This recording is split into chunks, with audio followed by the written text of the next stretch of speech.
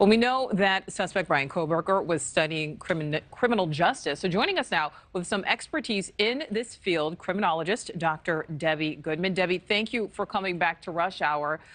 We last spoke with you about 6 weeks ago. That was also about 10 days after these brutal murders. You laid out a profile of who you believed this suspect would turn out to be. Let's listen. I have no doubt that this killer, and I'll say a singular killer, I don't believe there is more than one murderer involved in this case, but this person, without a doubt, has planned this. It was premeditated, it was willful, it was with malice. I think this individual targeted our victims and is most likely in that circle of a fellow student. I think it's an Anglo male when we go with profiling here statistically and through our data and research. And this is somebody who could also be a fellow student among these other students. All right, so Debbie, you heard it right there. How would you rate your assessment now that Kohberger is in custody and facing charges? Certainly. Well, thank you, Nichole, for the opportunity to, again, talk about this case. You know, I think there's alignment from the earlier conversations through today, and I have no doubt that we're looking at the 4 counts of first-degree murder because of those 4 elements that we mentioned them and revisit now, and that would be, again, the planning, the premeditation. It was done willfully and it was done with malice.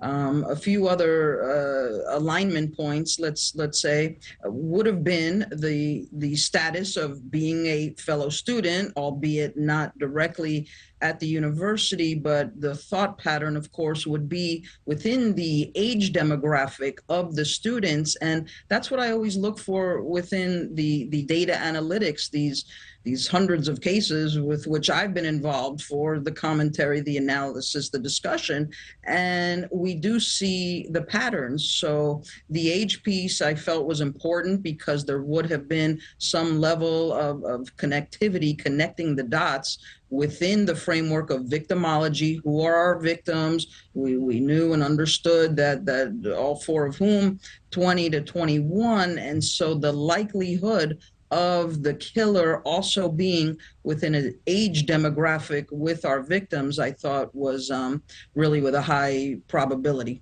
Yeah, absolutely. You know, so we just talked to Brian Inton there. We know that status hearing is expected Thursday. We do expect Kohberger to enter a plea. You know, what do you expect him to plead?